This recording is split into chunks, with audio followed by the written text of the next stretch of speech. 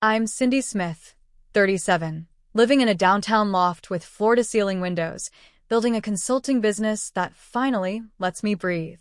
Clean white walls, a kitchen that smells like fresh coffee instead of tension, a calendar with plans I actually chose. But rewind 3 years and picture this. I'm 34, standing in Sheila's kitchen where the air conditioning hums and the linoleum gleams under fluorescent lights, my mother-in-law backing me against the counter, eyes like flint, voice low and controlled. Get out of this house. My husband Jeff, 40, stands frozen in the doorway, face pale, mouth slightly open, arms at his sides like dead weight. Not one word. I plead. My voice cracks. I turn toward him, searching his face for anything, husband, partner, the man who promised forever. He shifts his weight, clears his throat, says nothing. Just nothing. Sheila grabs my coat from the hook and throws it at my feet. Your sister can deal with you. You've done enough damage here. The door slams before I can grab my wedding photo from the mantel.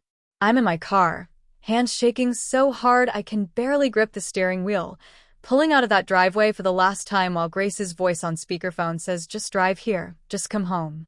3 years later, they showed up at my door, Jeff looking hollow, Sheila looking entitled, asking for $30,000. Family helps family. You owe us that much. What I did next shut them down permanently. Hit that subscribe button and turn on notifications. You won't believe how I made them disappear for good. Looking back now, I can pinpoint the exact moment I should have known. Not the screaming match 3 years later, not even the Sunday dinners that made my stomach twist into sailor's knots. It was our wedding day.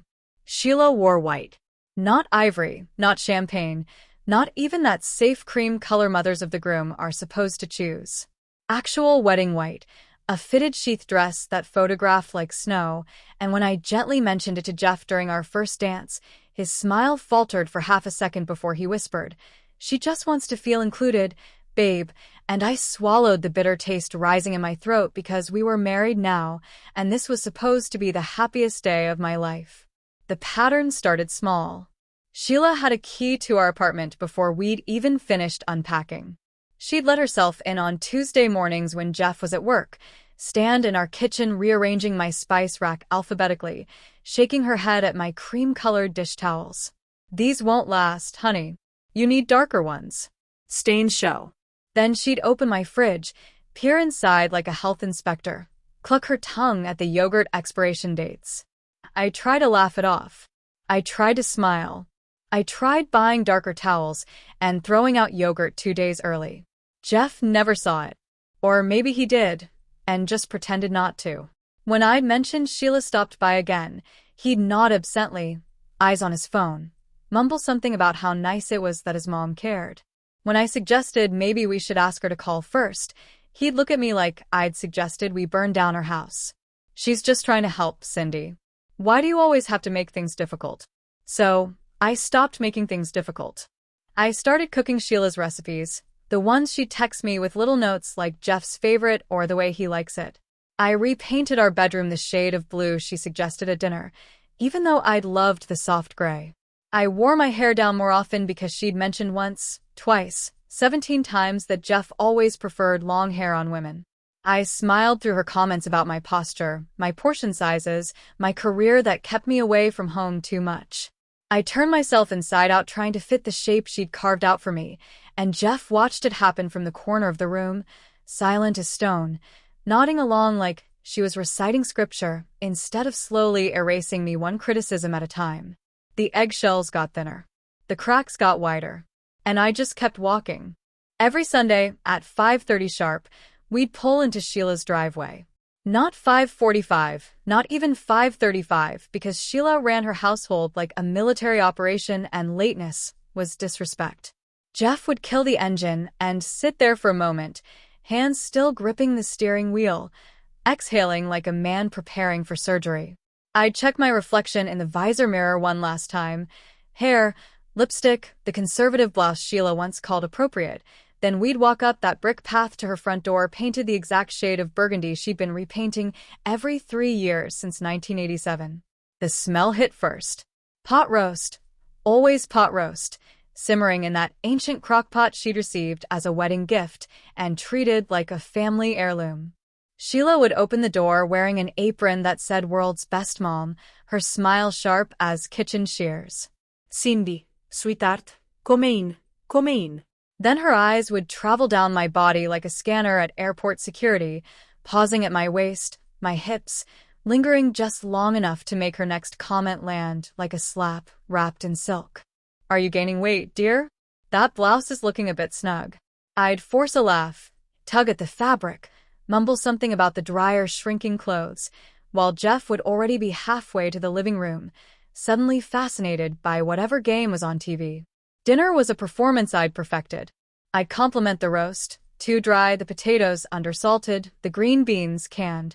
I'd ask about her garden, her book club, her opinions on everything from weather patterns to the moral decay of modern society.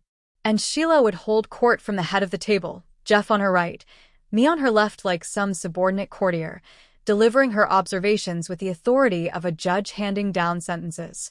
Jeff used to love my roast beef. She'd say, "Eyes on me." Fork paused midair. Before he got married, he'd ask for it twice a week. I wonder why he doesn't anymore. Jeff would laugh, nervous and hollow, and change the subject to work, to sports, to literally anything else, while I sat there swallowing hurt like bitter medicine, forcing my face into something resembling pleasant, feeling myself disappear one Sunday at a time. The phone calls started around here too. I'd be at work, mid-presentation to a client, phone buzzing in my bag, and I'd check it later to find 12 missed calls from Sheila and 3 from Jeff. "Emergency," the texts would say. "Call immediately." My heart would slam against my ribs every single time. Visions of car accidents, heart attacks, house fires, and I'd call back with shaking hands only to hear Sheila's voice, calm as Sunday morning, asking if Jeff preferred the blue towels or the gray ones for his bathroom. His bathroom. In our house. That she'd let herself into. Again.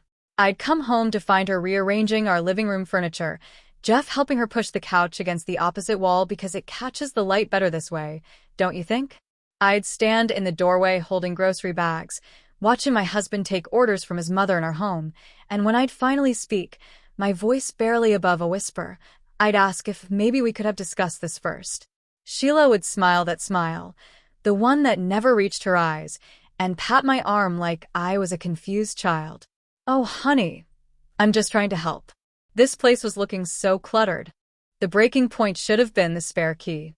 I'd asked Jeff, begged him really, after finding Sheila in our bedroom folding our laundry, sorting through our drawers, to please ask for the key back. We'd been sitting on our bed, the one his mother had just made with military corners, and I'd kept my voice steady, reasonable, explained that I loved Sheila, but needed some privacy, some boundary, some thin line between his mother and our marriage. Jeff had looked at me like I'd asked him to choose between oxygen and water. "She's my mother, Cindy. What do you want me to do? Tell her she's not welcome?" His voice had that edge to it, that warning tone that meant I was being unreasonable again, difficult again, not understanding again. "I want you to choose me," I'd said, but the words came out broken, desperate, and he'd already turned away, scrolling through his phone, the conversation over before it started. I sat there on our perfectly made bed feeling like a ghost in my own life, invisible, voiceless, erased one boundary violation at a time while my husband looked everywhere except at me. The job offer came on a Tuesday. Senior Marketing Director, Seattle, 40% raise, full relocation package, everything I'd been working toward for 6 years. I'd stared at the email until the words blurred, my heart hammering against my ribcage, because this was it. This was the escape hatch I didn't even know I'd been looking for. 3,000 miles between us and Sheila. A fresh start. A chance to build a life where I wasn't constantly apologizing for existing. I'd shown Jeff that night, barely able to contain my excitement, laptop open on the kitchen counter, pointing at the salary figure, the benefits, the title. "We could have an actual future," I'd said, my voice bright with hope that felt almost foreign. "New city, new opportunities, just us." He glanced at the screen for maybe 5 seconds before shaking his head. "Seattle? Cindy, that's not realistic." His tone was flat, dismissive, like I'd suggested we move to Mars instead of across the country. But we haven't even discussed it, I'd started, and he'd cut me off with that heavy sigh, the one that said I was exhausting him again. My mom is here. My job is here. Our life is here. What do you want me to tell her? That you're dragging me away? I'd felt something crack inside my chest, hairline fracture turning into a chasm. This isn't about Sheila, I'd whispered, but we both knew it was a lie. I'd made the mistake of mentioning it at Sunday dinner. Casually, stupidly, thinking maybe if Sheila heard it from me she'd understand. I got a job offer, I'd said, trying to sound light, conversational. In Seattle. Really exciting opportunity. The temperature in the room dropped 20 degrees. Sheila's fork clattered against her plate, her face going red, then white, then red again. Seattle? Her voice climbed an octave. You want to steal my son? Move him across the country away from his family? Away from me? I'm not stealing anyone, I'd said, my voice shaking. It's a career opportunity. We'd be building our own life. Our own life. Sheila's laugh was acid. You mean your life? You've always been selfish, Cindy, but this is beyond selfish. This is cruel. She'd turned to Jeff, tears suddenly streaming down her face like she'd flipped a switch. Tell her, Jeffrey. Tell her you're not leaving me. And Jeff, my husband, the man who'd promised to forsake all others, looked at me with something close to resentment and said, Mom's right. It's not realistic.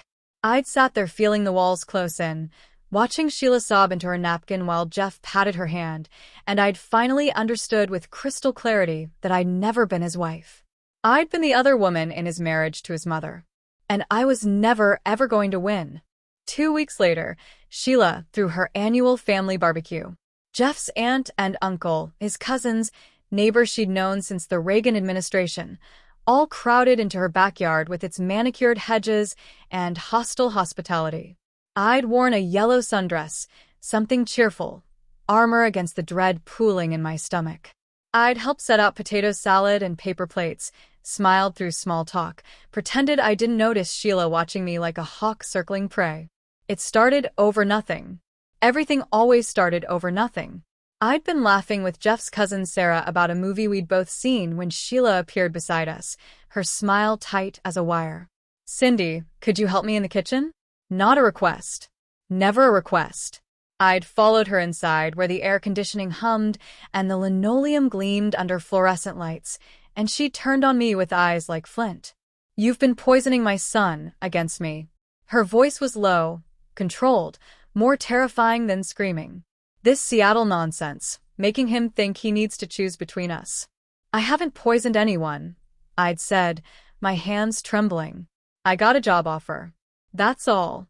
That's all? She'd stepped closer, backing me against a counter. You've been trying to ruin his life since the day you married him. You're selfish, you're manipulative, and you're not good enough for him. I'd felt something inside me finally, blessedly snap. The part that had been bending and breaking and apologizing for years just shattered, and I'd heard my voice come out steady, clear, done. I'm not the problem here, Sheila. Your inability to let your son grow up is the problem. Her face had gone purple. The kitchen door was open. Everyone outside had gone quiet. Get out of this house. She'd screamed it loud enough to shake the windows, finger pointing toward the door like she was exorcising a demon. You've done enough damage. Get out. I'd looked past her to where Jeff stood frozen in the doorway, face pale, mouth slightly open, and I'd waited. 1 second. 2. 3. Say something, I'd begged silently. Defend me. Choose me. Just once, choose me. He'd shifted his weight from one foot to the other, eyes dropping to the floor, and said absolutely nothing. I'd walked past both of them with my head high and my heart in pieces, grabbed my purse from the front hall, and kept walking. My hands shook so badly I could barely unlock my car, could barely dial Grace's number through tears that came hot and furious. She picked up on the first ring. I need you, I'd choked out, and she'd said without hesitation, tell me where you are. I'm already driving. She'd found me in a parking lot 20 minutes later, pulled me into her arms that smelled like lavender and safety, and I'd sobbed into her shoulder while she stroked my hair and whispered, "You're okay. You're going to be okay. I've got you." And for the first time in years, I'd believed someone actually did. Grace's apartment was everything mine wasn't. Small, yes, a one-bedroom in a building with temperamental plumbing and neighbors who played music too loud on weekends, but it was hers, decorated with throw pillows she'd chosen, and artwork she actually liked, and plants that thrived under her care instead of wilting from neglect and resentment. She'd made up the couch with clean sheets and a quilt our grandmother had made, set a steaming mug of lavender tea on the coffee table, and sat beside me while I cried until my throat was raw and my eyes were swollen shut. She didn't say "I told you so," even though she had gently, carefully, over dozens of phone calls where I'd made excuses for Jeff and minimized Sheila's behavior. She didn't tell me I should have left years ago, even though I should have. She just listened, refilling my tea, handing me tissues, letting me ramble and rage and grieve for the marriage I'd tried so desperately to save. When I finally ran out of words somewhere around 2 a.m, she'd taken my hand and said what I'd needed to hear for years. "They're never going to change, Cindy. Sheila will always be toxic. Jeff will always choose her. And you deserve so much better than spending your life begging for scraps of respect." The next morning, she'd made pancakes, the blueberry kind Mom used to make on Sundays, and sat across from me at her tiny kitchen table with the morning light streaming through lace curtains. "I think you should file for divorce," she'd said, not unkindly, just matter of fact, like she was suggesting I get an oil change. I'd felt my stomach twist, the weight of that word, divorce, heavy as stone, final as death. But Grace had reached across the table, squeezed my hand. "I know it's scary. I know it feels like failure. But staying in a marriage where you're invisible, that's not love, Cindy. That's just slow suffocation." I nodded, tears sliding down my cheeks again, and she'd pulled out her laptop, started Googling family law attorneys, taking notes in her neat handwriting. "I'll cover the retainer," she'd said when I started to protest. "Don't argue. You're my sister. This is what family does. Real family. The kind that shows up when you call. The kind that doesn't make you earn basic human decency." I'd looked at her then. Really looked at her. This woman who'd dropped everything the second I needed her, who'd given me her couch and her time and her fierce, unwavering support, and I'd realized I'd been looking for family in all the wrong places. Grace had always been home. I just hadn't known I needed to come back. The attorney Grace found was named Margaret Chin, 50-something with steel gray hair and a handshake that could crack walnuts.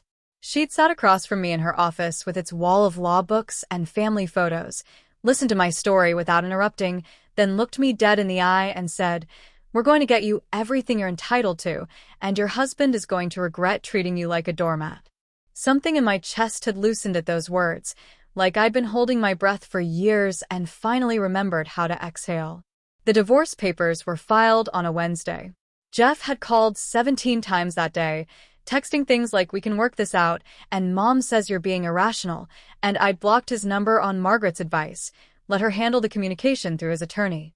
Grace had taken me out for Thai food that night, raised her glass of wine in a toast.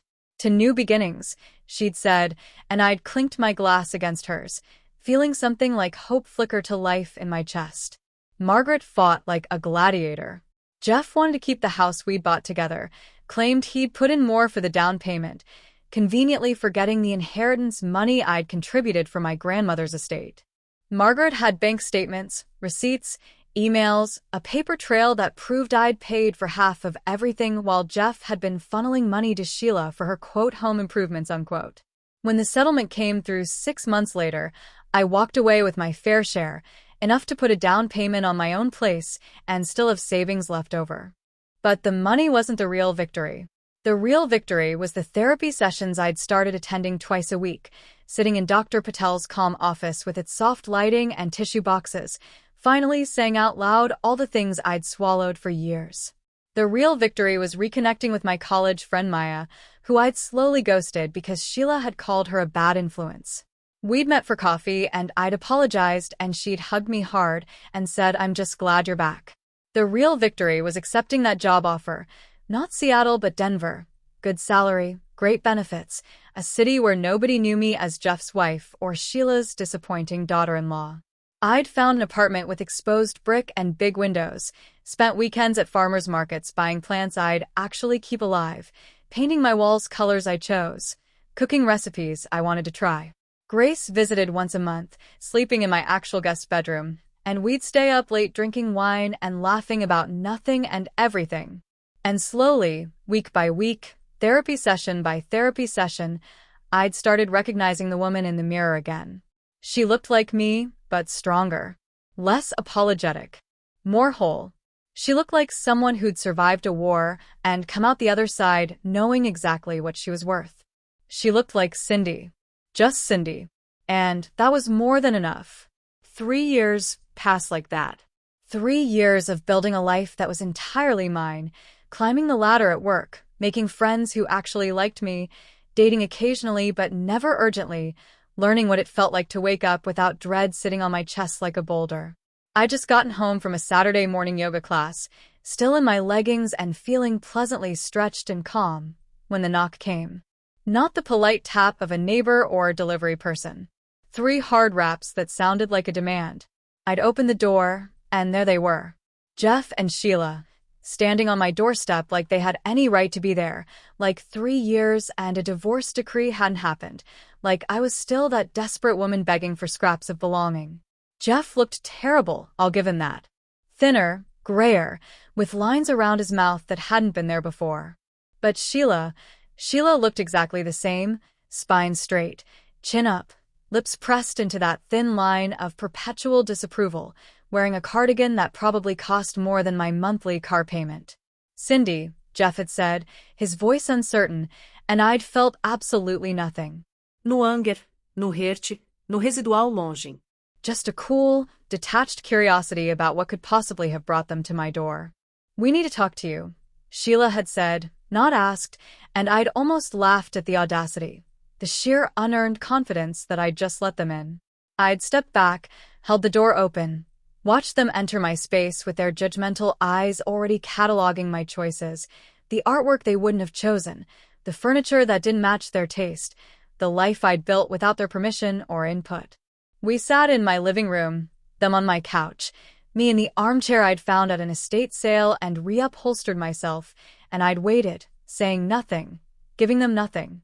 Jeff had done most of the talking, stumbling over words while Sheila sat rigid beside him, occasionally interjecting with sharp little corrections. They were having financial difficulties, he'd said. Medical bills, Sheila had added, her tone suggesting this was somehow tragic rather than just life. The house needed repairs, the roof, the foundation, things that couldn't wait. They needed help. Tire-t-il $200? Just temporarily, of course. They'd pay me back. I'd sat there feeling like I was watching a play, like these were actors performing roles rather than real people making real requests. And then Sheila had leaned forward, fixed me with those cold eyes, and delivered the line that should have destroyed me. Family helps family, Cindy. After everything we did for you, you owe us that much. The entitlement was breathtaking. The delusion was almost impressive. And my rage, ice cold and perfectly controlled, had settled over me like armor. I'd smiled then, slow and sharp, and said 2 words I'd been waiting 3 years to say. Absolutely not. Sheila's face had gone the color of overcooked beets. Jeff had started stammering something about being reasonable, about how they'd helped me during our marriage, and I'd felt that cold smile widen. Helped me? I'd said, my voice quiet, deadly. You mean when Sheila criticized everything I did? When she let herself into our home, whenever she wanted? When you stood silent while she screamed at me to get out? That kind of help? Jeff had looked away, that same cowardly gesture I remembered so well, and Sheila had surged to her feet, voice climbing. How dare you? After everything I sacrificed, everything I did for my son, and you ungrateful little. I'd stood then, walked to my door, opened it wide. Get out, I'd said, and my voice had been steel wrapped in ice. You don't get to come into my home and demand money after the way you treated me. You don't get to call it family when you never once treated me like family. Leave. Now. Jeff had grabbed Sheila's arm, tried to pull her toward the door, but she'd wrenched free, pointing that bony finger at me one last time. "You'll regret this. We gave you everything. You owe us."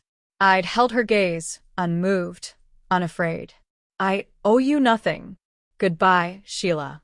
The door had closed with a satisfying click, and I'd locked it, bolted it, leaned against it until my hands stopped shaking. The calls started that night. 17 from Jeff, 23 from Sheila, voicemails that ranged from pleading to threatening, texts that called me selfish, cruel, heartless. Every name they'd been too polite to say to my face when I was married to their disappointment of a son. I'd screenshot every single one, forwarded them to Margaret Chen, who'd responded within the hour. "Document everything. We're filing for a restraining order Monday morning." The restraining order had been granted within a week. No contact, stay 500 feet away, violation punishable by law. I'd felt something loosen in my chest, some final tether to that old life snapping free. But Sheila, predictably, couldn't help herself. 2 weeks later, she'd shown up at my office building, waiting in the lobby, demanding to see me. Security had called the police. She'd been arrested right there, handcuffed in front of the marble reception desk she'd probably sneered at for being too modern, charged with violating a protective order. The court had been swift. Fine, probation, mandatory anger management, and an extended no-contact order that would follow her for years. Jeff had called Grace, begging her to intervene, and Grace had laughed in his face, told him Cindy made her own choices now, and those choices didn't include toxic people who'd spent years making her miserable. That night, Grace had driven up from her place, brought a bottle of champagne that cost more than we should have spent, and we'd sat on my balcony watching the city lights flicker on like stars. To chosen family, Grace had said, raising her glass. To the people who show up when it matters. To steel-reinforced boundaries that keep the poison out. I'd clinked my glass against hers, feeling lighter than I had in a decade, free in ways I hadn't known were possible. To freedom, I'd added. To finally knowing what I'm worth. We'd drunk to that. To us. To the future that was finally, completely, beautifully mine. And when I'd looked at my sister, laughing in the twilight, I'd known with absolute certainty that I'd never been lost. I'd just been finding my way home.